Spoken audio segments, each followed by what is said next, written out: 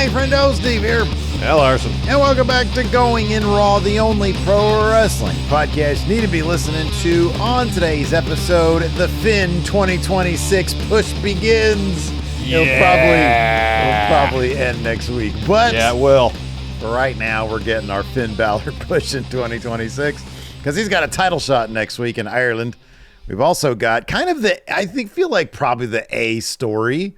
Bron Breakker has been suspended by an out-of-control Adam Pearce on Raw this week. I mean, he got Adam Pearce so angry that Adam Pearce was drooling on himself. Frothing at the mouth. Like a rabid boss. Just waiting to suspend Bron. And then AJ Styles took on Gunther in the main event with a weird finish. We'll talk about where that's going to go. But let's start with that A story, not the Finn Balor push 2026. Oh. I put that up. We'll talk about it. Let's talk about that. Last time we put Finn push in the thumb, it did great.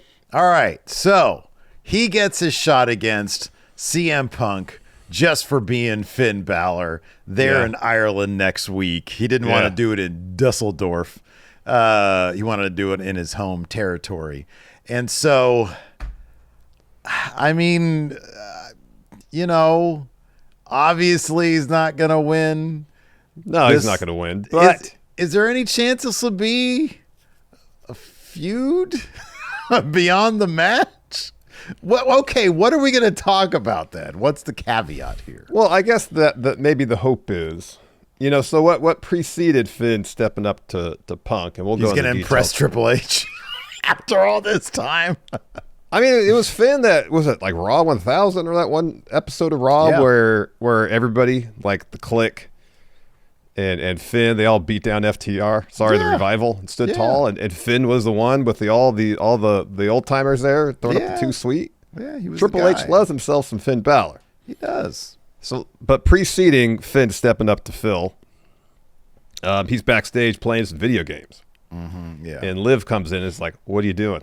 You said a couple of weeks ago during a commercial break that you wanted gold, you wanted titles, and here you are playing video games.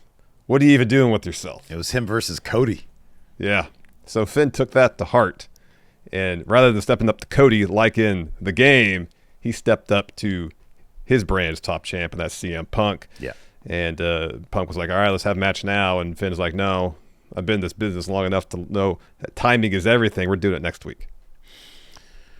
Yeah, and Punk was clear. He was like, I don't want any Judgment Day shenanigans. And there's not really many shenanigans right now that can happen. If it's, I mean, look, we saw with the Cena Dom match, we saw the women step up.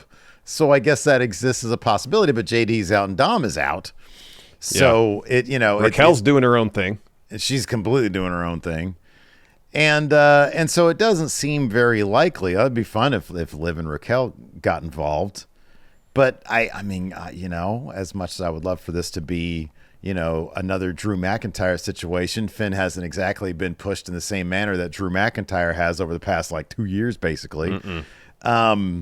So I don't see, but if, and also, given that it's in Ireland, Finn's going to be getting a good reaction there.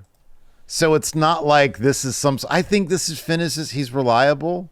I think Triple H still likes him, but, I've given my thoughts on this, and I know I think you've been kind of in agreement, but I am kind of curious. A lot of we get this question at least once a month. Why is it that the Triple H guys of 2015 aren't getting big pushes now that he's in charge? And I know my theory. I've been open. There's Triple H guys at 2026 now. That's why. It's 10 years ago. You're right. I mean, really, if Kevin Owens wasn't injured, he would be in a high-profile role right now. He might have had a match against John Cena. Mm-hmm. Before his injury, he was in a huge title feud against Cody. Yeah, I mean, he could have been in the Drew McIntyre spot. Entirely possible. I mean, I don't know exactly. I don't know what motivates Triple H, but the thing is, coming out of this, kind of the pivot is the hope is Finn's not winning next week. We know that. Yeah. I guess the hope is between what Liv said to him stepping up to Punk, challenging him to this match, or agreeing to Phil's challenge for the match, getting the match, losing it, is at least they're going to tell a story with Finn, whether that's how, he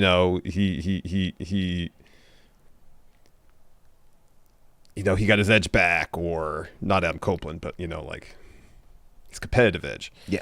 Or whatever the case may be. It wasn't that long ago that Finn was really angling to be number one in Judgment Day. Mm-hmm. Now he seems pretty much content, except for that one commercial promo, to just kind of hang out in the clubhouse. Yeah.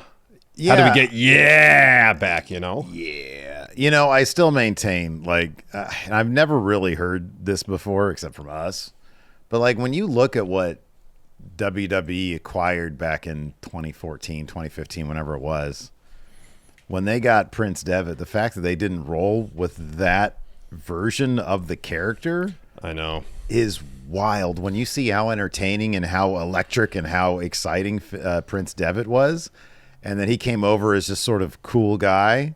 Yeah, that's crazy to me that they didn't roll with that. When you watch his work in New Japan, I'll speak for myself. The first thing that does not pop in my mind is this guy's going to be a huge smiling babyface. You know what I mean? When you think about everybody else that they brought over, Kevin Owens, not brought over, but brought in. Yeah. Kevin Owens, Sami Zayn. I know Sami Zayn was not El Generico, but he was kind of a version. It wasn't like a huge departure in terms of personality. So it's kind of apples and oranges. But when you look, Shinsuke Nakamura was literally just the person from New Japan. It's all the same. It's basically the same people. They would bring people in that had already established characters, and they just sort of built upon that. Especially when you then in the years after that, when they would bring in literally, Adam Cole one week was in whatever Ring of Honor, and the next week he was there in NXT or New Japan Ring of Honor, and then he was in NXT. Adam Cole, same guy, doing the same shit. Yeah. They brought over people because they had established popular characters outside of WWE, and they knew there was an audience for that. And Finn was sort of at the front of that. And the fact that he was the one guy kind of that they brought in, I'm sure there were others, but he was one guy they brought in that was an exciting character that they really just sort of neutered from the get-go is crazy to me. But, like you said, that's over a decade ago now. And I do think that backstage, Finn Balor probably is very much still a Triple H guy in that he's going to be helping do stuff like this. You need to move tickets in Ireland, I think they're in Belfast. Then book Punk versus Finn. It's going to be a really cool match you can devote 20, 25 minutes to.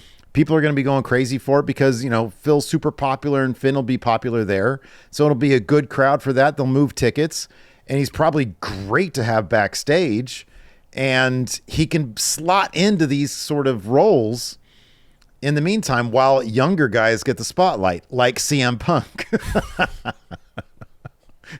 Or LA Knight. Where was he tonight? He wasn't even there. Reportedly he was backstage, and so the idea, I thought he was going to come out at some point during that Division tag match. Yeah. Whether to wonk it, whether to make an appearance. We could segue to this now. After Bron came out and started spearing everybody. You could have had LA Knight getting in Braun's face.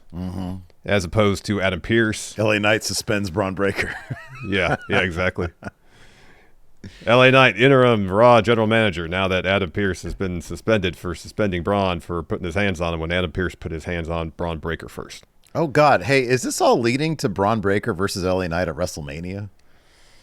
Could be. Because if they do Gunther, they end up doing Gunther versus Punk. Punk is going to, Bron Breakker's going to need something. Are they going to do LA Knight versus Braun again? That's entirely possible. I don't know. Everything that I thought was going to happen at WrestleMania is thrown out the window after Drew beat Cody. Yeah, I kind of feel like they're just going to go triple threat at this point. They're going to go Roman, Cody, and Drew for the night too. Could be. I think that's probably what they're going to do. That could be because it adds a different element that we haven't obviously seen yet. Yeah, in Drew being involved in that. Getting back to Braun, so he wonked the finish to Penta and Dragon Lee versus Austin Theory and Bronson Reed, doling out spears for everybody. Adam Pearce gets the ring, Adam Pearce keeps him from hitting a super spear on Dragon Lee on the floor, and really gives him the what for. Well, then Braun unloads on him and backs him into the corner, and basically begging Pearce to do something about it. He was in his face yelling, what are you going to Yeah. do? And so eventually it leads to Adam Pearce frothing at the mouth, suspending Bron for his actions, including putting his hands on Adam Pearce. Well, Heyman afterwards says, you just made a huge mistake. And Pearce says, well, yeah. Or sorry, Heyman says that was a huge mistake. And Pearce says, yeah, what Bron did was a huge mistake. And Heyman says, no, not that. You suspending Bron, because the way I see it, you put your hands on Bron first. Yeah. So, all these weeks where we had backstage, especially calm, somewhat understated, we'll shoot the rehearsal Braun Breaker. Suddenly now that's out the window. We got unhinged Braun Breaker. And maybe it's a distinct possibility that next week, he could be the one, if they want to circle back around to him and Punk, he could come out either after Punk beats Finn or to protect Finn. I don't know why they would suddenly start to do that now. Have him wonk that match. Yeah. That's a distinct possibility. It is. And, we still have the Rumble and obviously the Chamber coming up to determine who Punk and Drew now are going to face at Mania. Punk coming out and sort of declaring at the outset, and I know this doesn't necessarily mean anything because, but saying, the Vision stuff is behind me now. I wonder if it is. I wonder if they're going to leave that alone until Seth gets back. He does his stuff with Braun.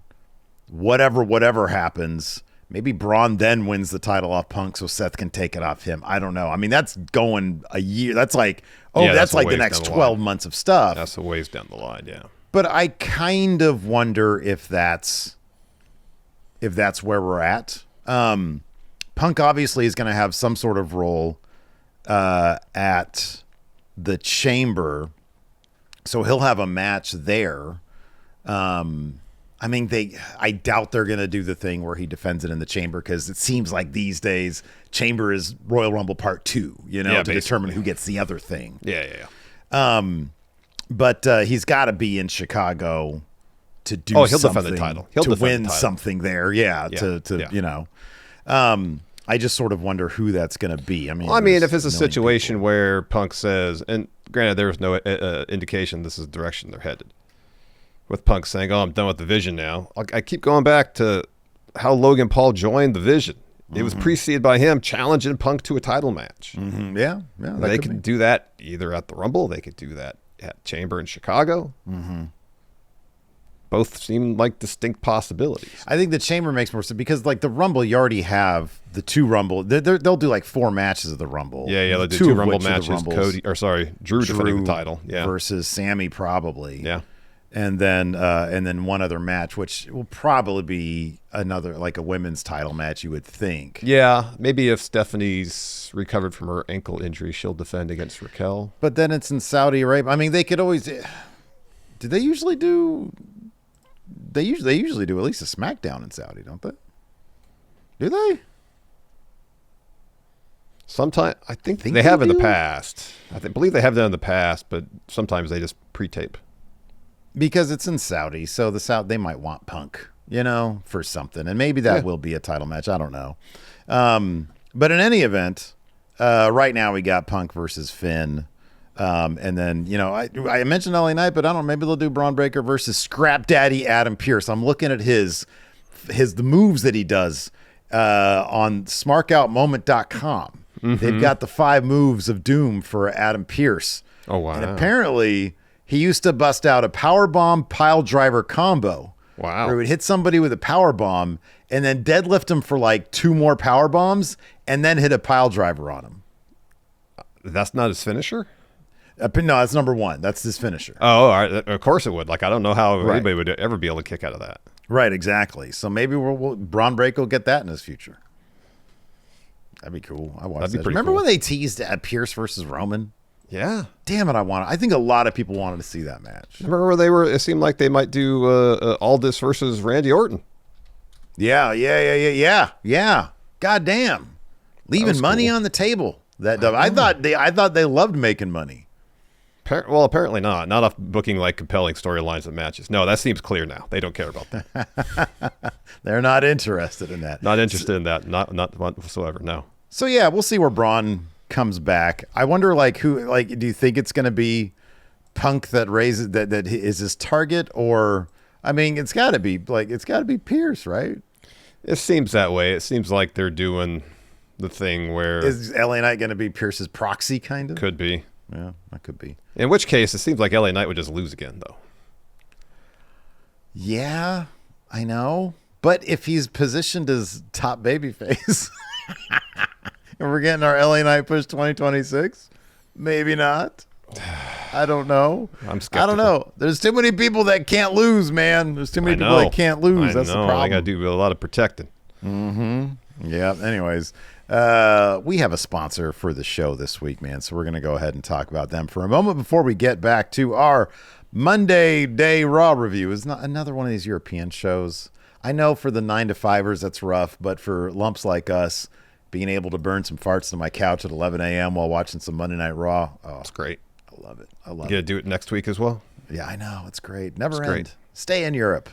Yes. London Sovereign Wealth Fund. Let's get it done. Anyways, let's talk about our sponsor. Let's do it. This episode of Going in Raw is sponsored by Tempo. Steve, you know me, right? Yeah, for way too long, yes. And you know, I try my best to eat well. And this time of year, I'm trying to refocus my efforts to make up for the holidays because I didn't eat well then. Mm-hmm. I got to tell you. It's been really hard this year. My schedule's been packed between work, family stuff, doing some traveling, and there have been too many times where I've had to ditch my meal plans just to save time. Ah, man, I hear you. I used to run to the nearest drive-thru or order takeout whenever I found myself in a time pinch, but now I reach for Tempo. Tempo offers fresh, chef-crafted, dietitian-approved meals that are ready to eat in just 2 minutes, and they're delivered directly to my door. And Tempo keeps things exciting with 20 new recipes every week, like chimichurri grilled chicken and smoky chipotle beef burrito bowls, and they're made with nutrient-rich ingredients so you can stay consistent with your healthy eating habits. And no matter your goals, Tempo has a meal for you. You'll be happy to hear this, Larson. Tempo's protein-packed meals have up to 30 grams of protein. But Tempo also has carb-conscious and GLP-1 balanced meals. For a limited time, Tempo is offering Going in Raw listeners 60% off their first box. Go to tempomeals.com/raw. That's tempomeals.com/raw for 60% off your first box. tempomeals.com/raw. Rules and restrictions may apply. All right, man. So, as we said, the intro to the show, AJ Styles, Gunther going at it. Seems like this is not going to be their only encounter because there was some shenanigans at the end of the match. Kicked off with AJ backstage. Jackie's asking, hey, why is this match with Gunther so personal? AJ said, Jackie, I got in this business and learned quickly it was about respect for the ring, your opponents, and others who paved the way. I'm not saying John Cena and I are same page. Oh, yes, you are, AJ Styles. But I respect him. And week after week, Gunther disrespected John. So I slapped it out of his mouth, and because John couldn't. Tonight, I'll teach you respect. He's talking to the camera now. To Gunther through the camera. He says, that's a hill worth dying on, and in fact, I'll make you tap out like a little bitch.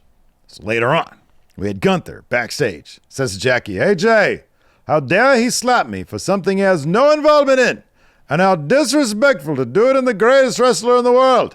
Or even worse, to the man who made John Cena tap out like a little biatch. He says, if I could do that to the GOAT, AJ doesn't need to worry about respect, but what I will do when I step between these ropes. Then we had that match, and it was awesome. Yeah. The end was weird.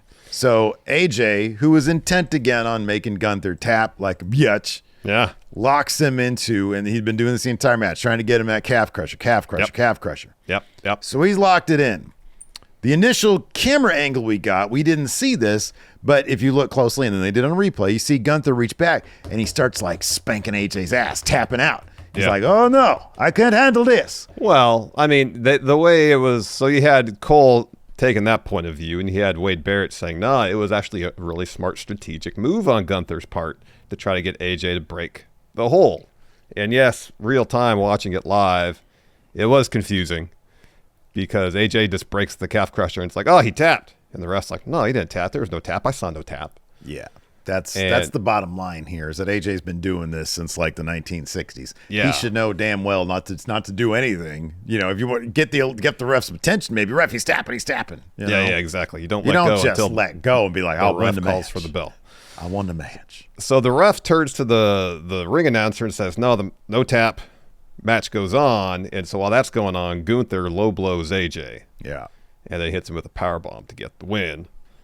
And then Gunther walks out just really pleased with himself, which makes me think strategy on the ring general's part. You're probably absolutely right. You're probably right. And this isn't the first time that Gunther's done something like that. He did the fake tap before. Yeah, he did that before. That's right. Yeah.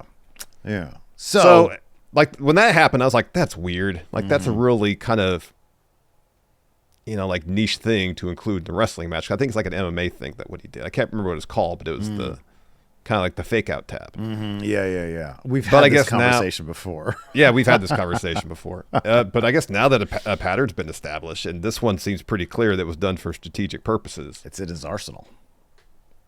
Yeah. It's part of Gunther's arsenal now. So. Yeah. So, I mean, they got a Saturday night's main event coming up where I think right now there's been 2 advertised matches.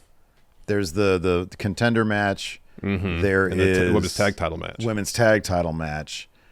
You think Gunther AJ is going to go to Saturday night's main event? Well, I think the only way Gunther is going to give AJ a rematch is if AJ puts something on the line. Oh, God. Probably his career. Oh, my God. At Saturday night's main event? And I don't think they're going to do that at Saturday night's main event. No? All right. They could do a thing where they're both in the Rumble. I feel like this is going to have some, legs. They're going to carry this on for a little bit. Mm-hmm. Yeah. That'd be my guess. I think you're probably right. I could see they might do Gunther versus AJ at Mania, career on the line. I could see that. That's a good place to go. Yeah, they could. Speaking of Finn Balor and CM Punk. So you already sort of mentioned how this went down. CM Punk backstage playing video games. He gets called out by Did you say CM Punk backstage playing video games? I did say that. I clearly meant Finn Balor. Thank you for correcting me. Gets called out by stablemate Liv Morgan. And she's like, what's your deal, bro? You're talking about stepping up and you're back here playing video games. And he's like, just you watch. They're like long gone. And he's like, thinks about it. He says, just you watch, girls. Just you watch. So Punk comes out, drops one of his long ass promos. Happy to be alive in Dusseldorf. What a great name for a city. He says, I plan on being champion forever. But he's already like forever years old, so I don't know how long that's going to last. Yeah. He says, he says, he pretty much just says, that's champ, anything could happen. Look at Cody. Yeah, he says, I just went through Braun Breaker, a war with Braun Breaker, and he and the Vision are in the rear view. It's time to do champion things, and I look forward to seeing who my next challenger will be. Finn's music hits. Now, dude, seriously, next week in his hometown, give him his old theme music back. It's iconic. It's so good. I don't even know what this shit is. Well, like today is honestly the first time I've really paid attention to it because his entrance seemed extra long. Yeah. Like the DNA of his theme is in this new one. They always do that shit. Yeah. It's just got kind of like more of a slower pace, slower tempo. It's the same but worse. That's how it always is. Yeah, virtually. Yeah. So Finn comes down. He says, I'm not waiting for the Rumble. I'm not waiting for the Chamber. And I'm not asking for a handout. But you name me as someone you wanted to face when you won that. So here I am as champ. No, he said, so here I am, champ. And Punk's like, yeah, you're right, but that was 2 months ago. I see you playing games backstage, worried about Dom, helping JD. Sometimes I feel like you're just shining Liv Morgan's shoes. And he says, you think it's easy to come out and pick on me, pick on the bones after my breaker match? He says, if you get a title shot, am I wrestling Finn Balor or Finn Balor and Judgment Day? He says, I just did the numbers game. You know what I'm capable of. He says, but let's go ahead and do this tonight. Finn's like, I've been around long enough to know timing means everything. I'm not jumping the line. Anybody who saw my career from Europe to Japan to NXT knows the line starts here. He says, you don't need to worry about Judgment Day, but I won't be alone. I've watched your career time and time again. You've taken home field advantage in Chicago. Next week, we're in Belfast. It's going to be the Punk versus the Prince with a new Irish World Heavyweight Champion. And then Punk retorts by saying, all right, you're on. He says, I'm so sorry for you disappointing the fans in Dusseldorf because they want to see the champ work. So I want to also apologize to Belfast when I put their countrymen to sleep because at the end of the night, I'll have my foot on your chest with the announcer saying, and still, Phil Brooks. Phil Brooks. We mentioned earlier that Raquel's doing her own thing, and that is attacking Stephanie Vicaire whenever possible. So Michael Cole has a special interview on the ramp with Raquel. Dude. Come on, Stephanie. You got to smarten up, man. You know, historically speaking, baby faces idiots. Yep. Yeah. So Michael Cole says, Raquel, I've known you a long time. I've seen your development in NXT. What made you attack Stephanie last week? And she pretty much says, yeah, people change. I change. You said it yourself. You saw me getting cheated week after week, and y'all want to feel sorry for Stephanie? Go ahead. But everyone, including you, Michael, should know I won't stop until I get her one-on-one, and when Raquel stands tall as your new champion, then you can feel sorry for her. So Stephanie's music hits. So she comes out. You know, there's a refs and such trying to keep them apart. And Stephanie looks in the camera and says, I'm the champ. I'm not going to let this, her ankle injury, stop me. So then Raquel blasts her from behind, grabs the walking boot Stephanie still has on her foot, slams it against the stage, and then takes the women's title and slams that against the walking boot. She's just like yelling into the camera, not even thinking about the fact that Raquel is mere feet away from her. I know. And it's like, come on. And this is like the second, like, you know, she's already been sneak attacked. Yeah, second week in a row this has happened. By Raquel. You know what they say? Fool me once, shame on me. Fool me twice. Won't fool me again. Can't fool me again. Can't fool me again. Sorry, I got it wrong. So did he. So then we had the women's tag match situation come into focus. This is when it was like to start off the show. And it was like immediately, we're going to have a Taki Raw tonight, aren't we? And we kind of did.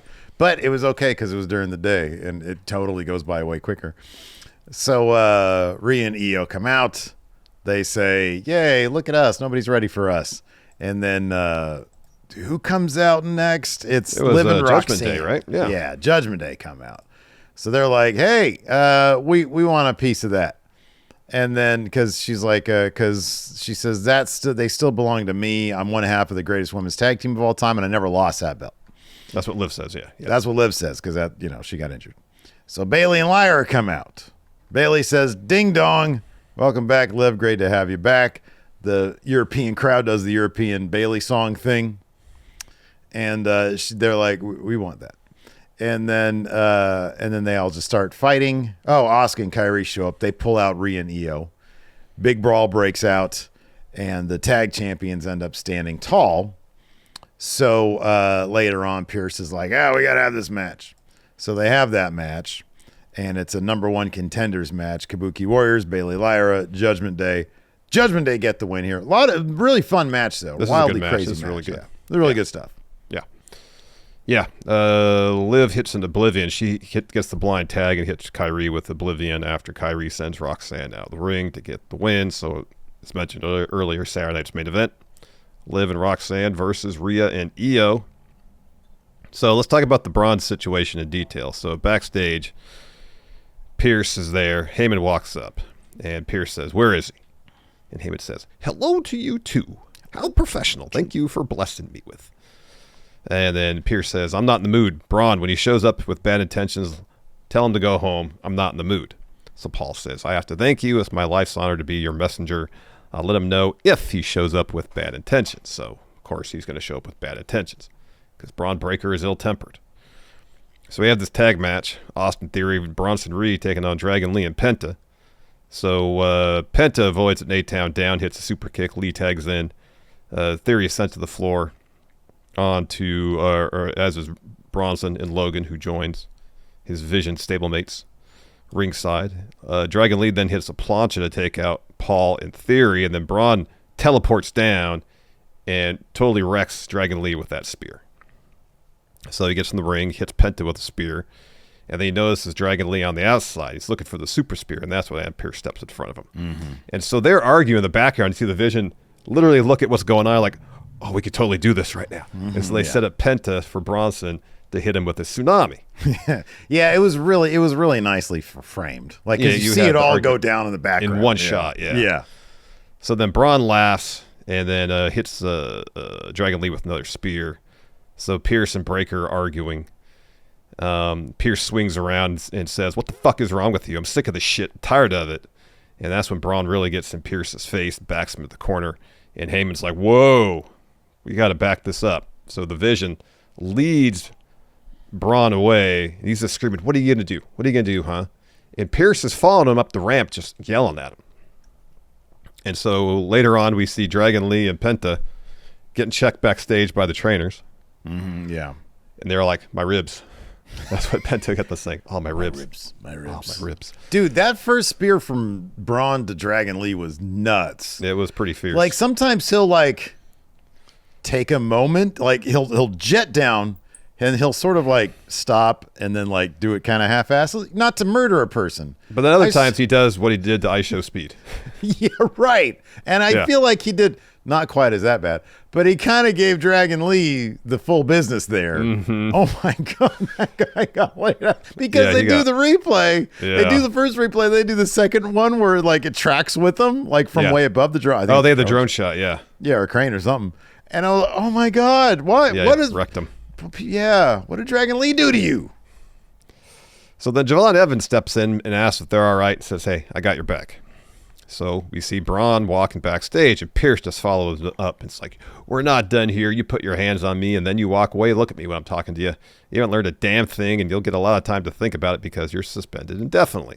So Braun gets angry again. He gets held back by the Vision. They take him off frame, and then Heyman, that's what he said. That was a huge mistake. And Pierce says, yeah, could be, but it's all because of you. Heyman says, no, I don't mean Braun. I mean you. He says, from my vantage point, you put your hands on Braun first. Yeah. All the spitting was fun. Oh, my gosh. There was like a huge glob of saliva just falling from Pierce's mouth. Should have put some, like, I don't know, baking soda or something in his, some Mentos. So it was really frothy? Mentos and Pepsi in his mouth. Oh, there you go, yeah. Just, can't understand. Put some, was it vinegar and baking soda? We do the volcano. That one, the volcano thing. Yeah, right? yeah. So he tries to talk, and it's just like a flood of stuff. Just looks like they should have used AI slop, from his mouth. Just use AI for that. Yeah, sure. A bunch of little tiny. Oh, hey, guess what? What? Finally watched The Thing, the 1982 classic. Oh, you hadn't seen that before? I had not seen that before. Really? That's such a good movie. I only seen bits and pieces. We did like a family watch of it last night. Yeah, that's a great movie. It's fucking awesome. Yeah, it's great. Top-notch movie right there. It is great. Yeah. What did I watch? Because you always talk about that movie, and I'm like, I gotta watch that movie. Yeah, it's a great movie. Yeah. It's one of John Carpenter's best. It is. The tension. Who's the thing, Never lets up. Yeah. Those poor dogs, though. Yeah. I mean, they're all fake, but in storyline, Yeah. So hey, really quick. I don't know how good your memory is of what everybody looked like, but Wilford Brimley was a year younger than me. Yeah. When they filmed that. Yeah, I know. So look up Wilford Brimley, The Thing. Well, then in Cocoon, which was a few years later, he looked like he was 10 years older, but he was like 3 years older. Yeah, right. Yeah. It's like 50 years old, I think. Yeah. It's crazy. It's wild. Yeah. No wonder he did all. You got diabetes? Probably because he fucking took dog shit care of himself. He's like, I'll be the poster boy for diabetes.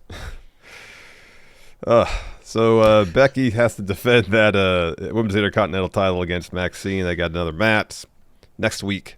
Ooh, so that was a good-looking promo that they just shot with her. They got some good production people these days. They do. So Becky's dropping this promo, says, it's only been a week since I won my title and mediocre Maxine gets a rematch. It took me 2 months. There was no illegal interference. There was legal interference. AJ had no manager's license. Jessica Carr wasn't canceled. Fine. Whatever I will do what I always do. Take lemons and make lemonade. In my home country, I'll prove I'm the greatest of all time. And it's just not me saying this. It's Sports Illustrated. It's the Bleacher Report. Maxine, I hope you enjoy your salt bath because this is the last time you'll be a part of the big time. So later on, we have an interview with Maxine. asked about her loss. And Maxine says, "Am I disappointed? Sure, but becoming champion proved I belong. I became champion because I finally believed in myself, and it's time for you two, Otis and Tozawa, to do the same. Last week was a setback, not a defeat. She, Becky, is arguably the greatest of all time, but I also know she had to cheat. So next week, I'm going to put you in an ankle lock and break your ankle. Thank you." So later on, Otis Tozawa took that to heart. So Jay's on the phone chatting up, and he says, "I got to go." So Otis Tozawa walks in. And Otis says, "We see you calling out the tag division." And Jay's like, "Yeah, set him up. We knock him down." Apparently the Usos had a promo during commercial break earlier on Raw. Oh, okay. Yeesh. Yeet. So Otis says, what about us? He also literally said here, he says, "We're putting them all on notice." I was getting to that. Oh, shit. Sorry. So Otis says, "Well, what about us?" And then Jay's like, nah, we're friends. I was talking about everybody else. I was talking about everybody else. But I mean, if I got to, you got to get this work too. Yeah. And that's what he said. We put the whole tag division on notice because we're the best in the game. Yeah. And he says, "Sure, we'll give you your shot." No, he says, "I'm going to talk to Jim and we'll get back to you." Yeah, because Otis is like, "I'm serious." And then Tozawa punctuates it by saying, "Yeet." And then Jay looked like concerned. But I think it's only because he's concerned that he has to give his friends that work. Yeah, I guess so. Yeah. Not so much that he's concerned about losing the match. No, not at all. He's putting them on notice. Yeah. And then Javon Evans made his official Raw in-ring debut as Raw roster member, taking on Bravo Americano. He gets the win here. Spanish Fly, OG Cutter. Afterwards, he's attacking the Americanos because they get on the apron. So they turn the tables and throw him over the announce desk. And so Grande's like, "Come on, let's get him." And then Javon is on the barricade. He tries to escape one way, and he gets cut off by an Americano. Tries to go the other way, gets cut off again. So he leaps over El Grande into the ring and then escapes through the ring and goes up the ramp. Yeah. There is also an Obafemi video package. Yep. It was like the same one they've been running. No, I think there's different B-roll in this one. This was different. Okay, Yeah, I think it was different B-roll of him wrecking everybody. All right, so is he on Raw or SmackDown? I mean, the reporting is that he's going to be on Raw, which I don't think is a great idea. SmackDown, I think, would be a better situation for him. But we can do a whole count out on like why he should be on SmackDown. There's at least 10 good reasons. I know. Like right now, now, make it a 4-way match at WrestleMania. They have Drew, Cody, Roman, and Obafemi. The Rula stacks Roman, Cody, and Drew. You know. Do it. Who wouldn't? Hell book yeah, that? do it. Come on, Triple H. Hey, speaking of Triple H, we also had a prolonged commercial for Unreal. Did you roll your eyes? Oh, you thought I was talking about the WrestleMania one, huh? Yeah, I thought you were talking about that, yeah. Oh, that was cheesy as hell. You got that right. It was cheesy as hell. Yeah, I don't mind that stuff. But the Unreal, it looks pretty good. You know, even manufactured the first season was bullshit. pretty solid. It was pretty solid, yeah. But this is going to have Seth's fake injury. And I love, he brings up his kid. He says, yeah, Rue, is that her name, Rue? Mm-hmm. Said, Rue told me that she said that my dad has a fake boo-boo. She said, I told my teacher. And he was like, no, you can't do that. I was like, oh, that is the sweetest thing I've ever seen in my life.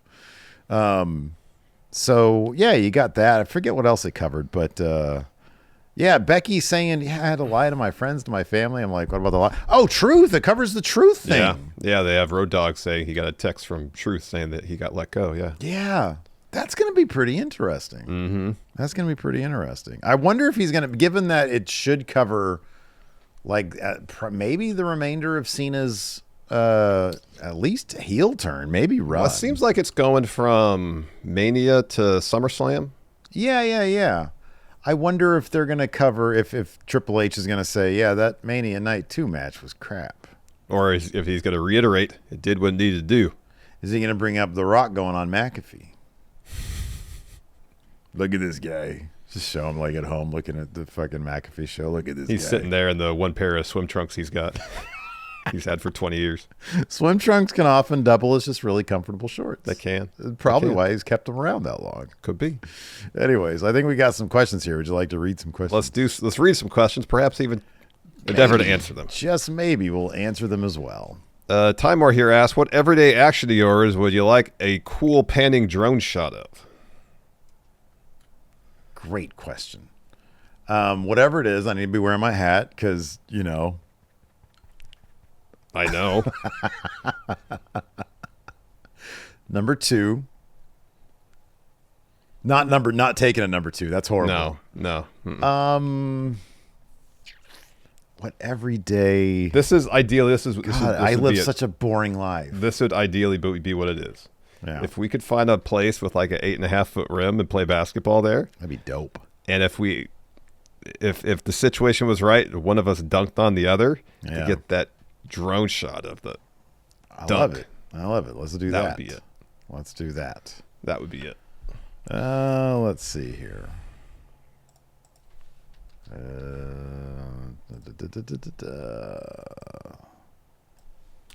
Nothing got held off the thing. That's good. All right, let's take a look at this. All right. So I mentioned in the reason we're not doing this live today is because I'm getting some flooring installed. Single floor, yeah. A floor One continuous done. floor throughout the house. Yes. I'm getting in one room. I'm getting a floor put in because right now it's a massive hole that goes all the way down to like India or whatever. And so Metal Pulse says, "What kind of flooring am I getting?" And so it's my middle step kid Summer moved out, and the carpet was just gnarly. It was like so old, and Lacey really wanted some fake hardwood in there. So we're getting fake hardwood. I was like, the cheapest shit that doesn't look like crap. Can you put that in? They're like, yes, we could do that. So they're doing that right now. I think they're wrapping up right now. So far, like they haven't, I told them, I was like, I got a thing. But like, there's an emergency or something happened. Yeah. I don't know. Yeah. So yeah, getting a vinyl. It's like a gray, looks like hardwood, but to the trained eye, you could tell it's not real hardwood. No. Phantom Driver here says, if Steve and Larson, the movie, was being made, who would you cast strictly based on your personalities? And Phantom Driver asks, what kind of floor did you get? What a great question that is. Strictly off our personalities. Okay, so don't take this the wrong way. You're setting it up for me to be offended and insulted by what you're about to say. Take it the right way. What's the dude's name that plays Kendall Roy? Oh, Jeremy Scott?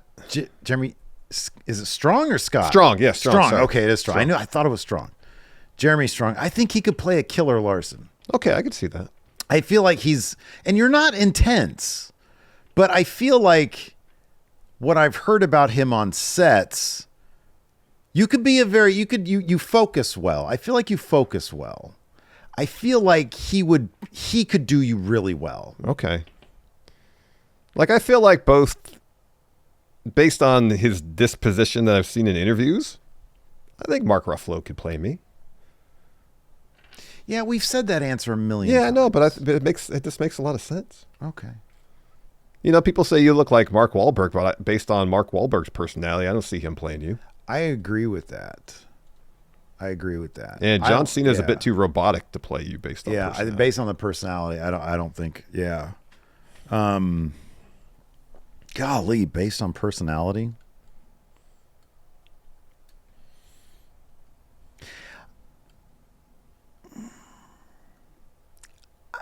Off the top of my head, I kind of feel Will Arnett. Okay. Not in full Gob Bluth. Yeah. Joe Bluth. But like, I kind of feel Will Arnett. Okay. All right. I feel like him and Mark Ruffalo, that'd be a good team right there. Yeah, that would be. That'd be good. That'd be good. Cameron Bortolazzo says, with a lot of talk about the Saudis shelling out money for huge names at Mania next year, what are the odds they're doing the same for this year's Rumble? Oh. Who would it be, though? Who could they shell out the huge money for? I mean, The Rock ain't going to be at the Rumble. Let me flip. Yeah. Okay, so I feel like maybe it's more likely that we would get like the Hardys in the Rumble, as opposed to if it was like a non-Saudi show. Triple H might be less likely to give those spots up to TNA talent. Yeah. And more likely to give it to his own. like his own roster to try to push his own stories. I could see that being the case. I was going to say Shane McMahon, but I don't think, No, I don't think that's going to happen. That's going to happen. Like Brock in the Rumble. It's possible. That's a possibility. It is a possibility. Because, I mean, if nothing else, I wouldn't be surprised if Brock was in the Rumble to set up whoever his Mania opponent is going to be. Yeah, I think, that's a possibility. All right, you want to blind power rank some bread, Steve? Yeah. Well, you didn't sound terribly enthusiastic about power ranking bread. Do you get... I get enthusiastic about bread sometimes. Yeah, I do too sometimes. Right now, I'm not. Absolutely. Right now, I'm not. So recently, we've been getting this. It's fantastic. And last time I went to the store, it wasn't there. It's sourdough bread, but it's got apple in it. Oh, it is so good. That sounds... Where do you get that from? For Trader Joe's. Trader Joe's? Yeah, but last time I went, they didn't have it. But it's so good. That sounds good. Is It's it made amazing. locally? Oh, I don't know. I think a lot of it is made locally. It's so good. But they, a lot of stuff like that they have seasonally. They'll have it for a few months and they'll be gone. You never know the following year if it's going to be back or not. Yeah, So- it sounds good. Yeah, when they do the farmers market over here. Yeah.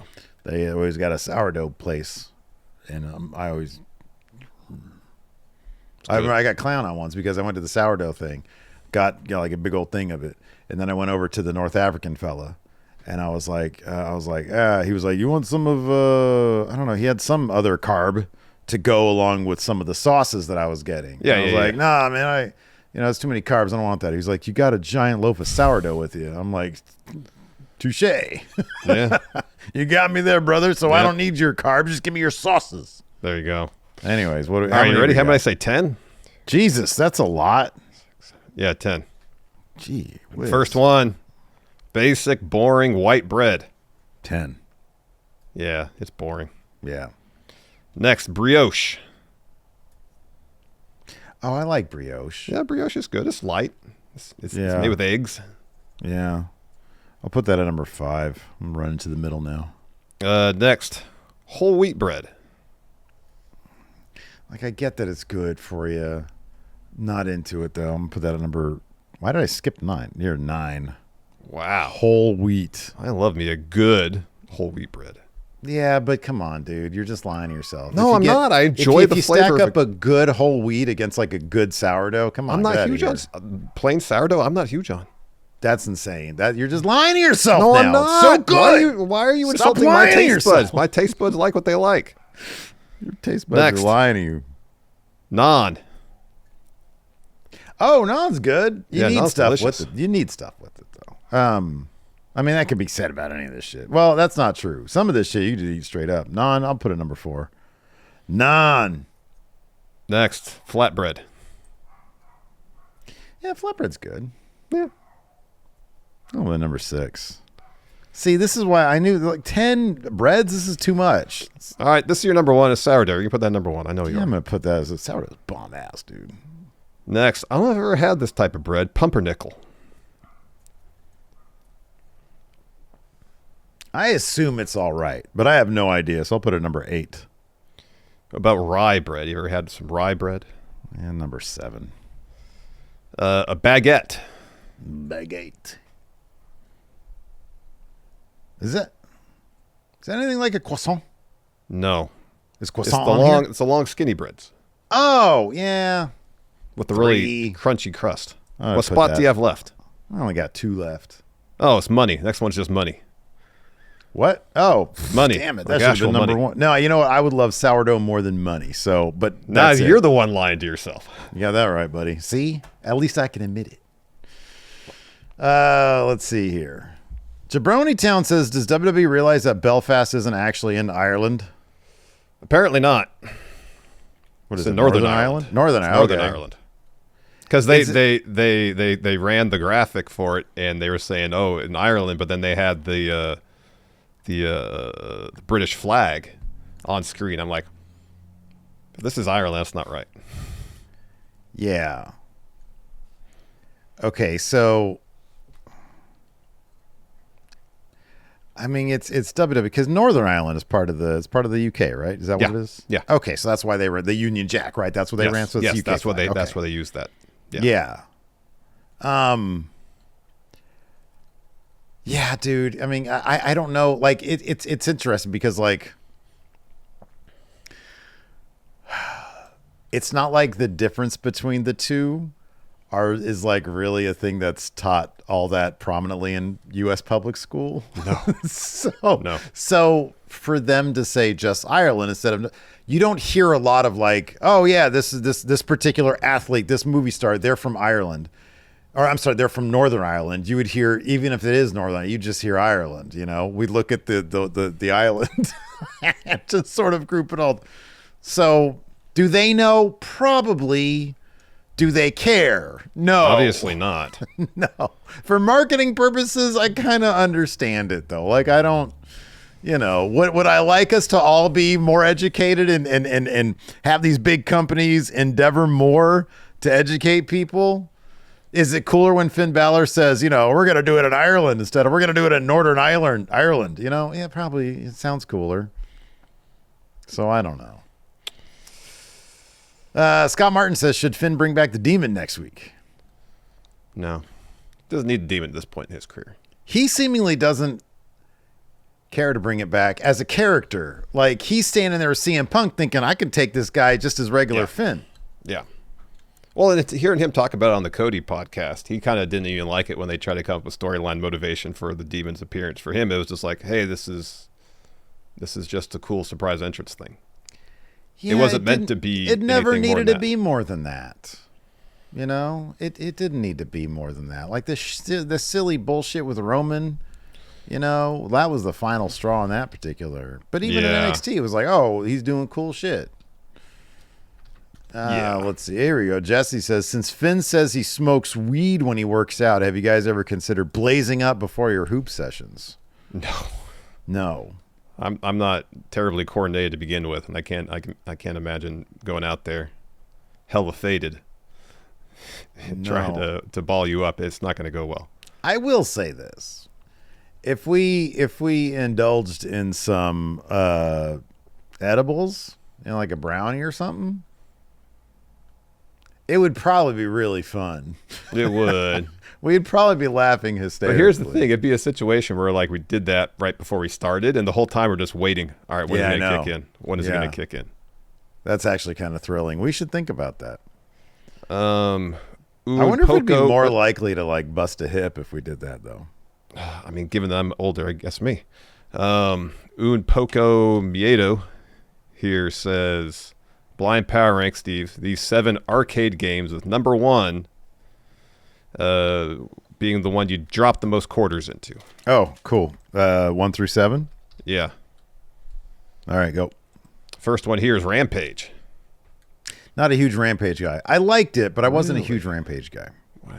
I'm going to go number 4 on that one because I didn't hate it. Next, Space Invaders. Too old school. Number 7. I don't remember this one. Tapper. I don't know what the fuck that is. Shit. Should have put that at number 7. Number 6. Frogger. I like Frogger, but no, I don't love it. Golly, I ran straight to the bottom with these. I hope these next 3 are great. Qbert. Oh, I liked Qbert. I had that on my Commodore 64. I'll put that at number 3. All right, Dig Dug. It's one you're just digging. Yeah, I'll be honest with you. Was that a game that was around when we were kids? Yeah.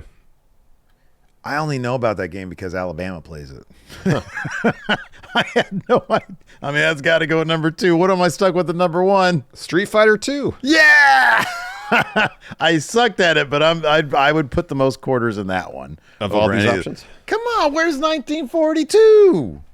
Where's the Star Wars arcade cabinet? The number 1 is Spy Hunter. Yeah. And he got the cool steering wheel. Yeah. No Pac-Man on this either. No no Asteroid. Yeah. No Centipede. Yeah. Dude, that was my shit. Outrun. I liked Outrun too. Yeah. That was fun. The car, the racing. What about game. the tank one? What was the tank one you liked? Well, that was also on the Commodore 64. I never saw that in the arcade. Oh yeah, it was in the arcades. Yeah. Was it? It was Battle Tanks or something like that, right? no. It was it wasn't. There was no tanks in it. Oh, World of Tanks. It might have been Battlezone. Battlezone, that was Battlezone. Yeah, yeah. Had Battlezone in the arcade. Yeah, Battlezone I think was only really cool for me because I had it at home. Like that was like one of the first, might have been the first video game I ever played at home on my Commodore 64. Wow. Yeah. Like I think we had one disc, one floppy with just that on it. Yeah. And then like we got another floppy with like 18 games on it.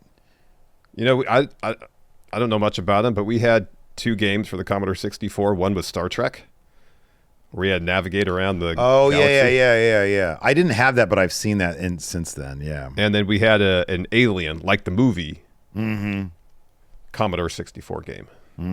Yeah. That you were walking through the spaceship, and you try not to get attacked by the alien. Yeah. Xenomorph.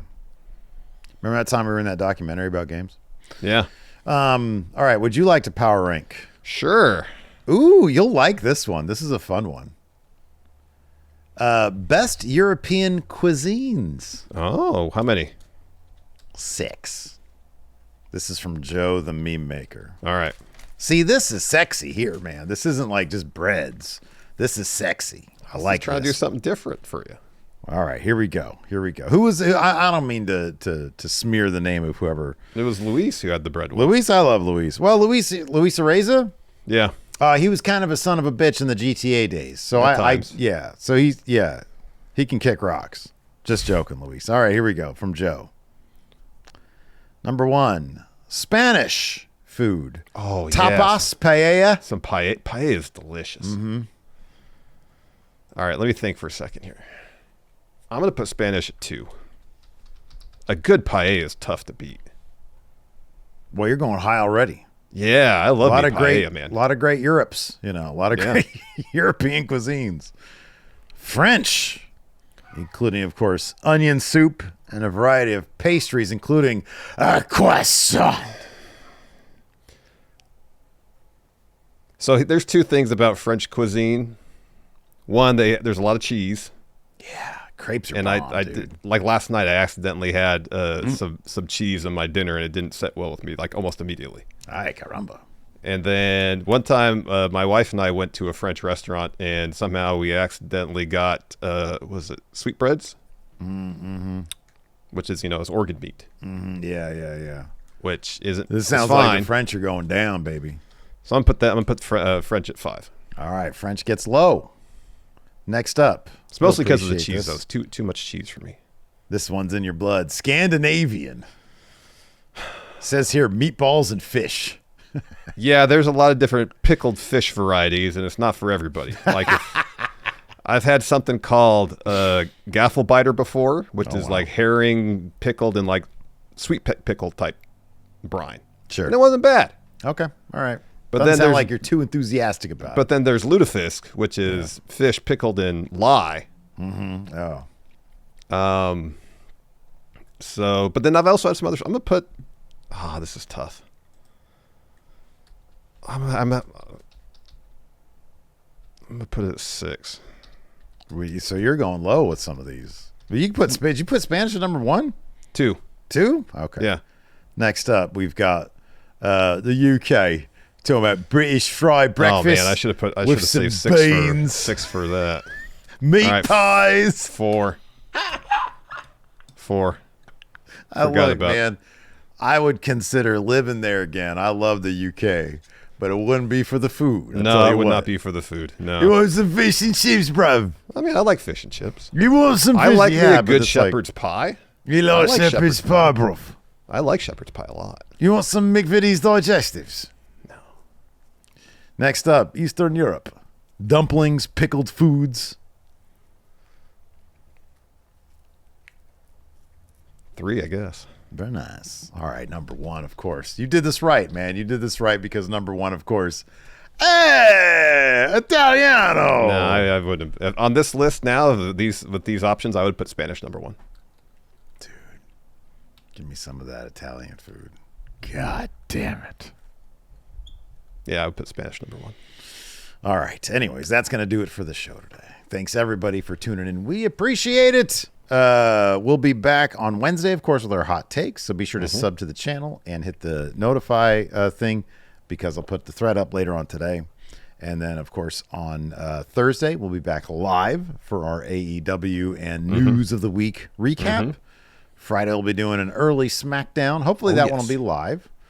And then Saturday, we'll have something special for you guys. Probably a count-out. Oh, we're going to do what AEW needs to do in 2026? We should do that, yeah. There you go. Maybe we'll get in more trouble on that one. Do we get trouble on the WWE one? Yeah, don't read the comments. Alberto! Oh, yeah. I probably shouldn't have put him on there, but, you know, we like to have fun. That's going to do it for the show. Thanks, everybody, for tuning in. Appreciate it. Till next time. We'll see you guys around. Goodbye.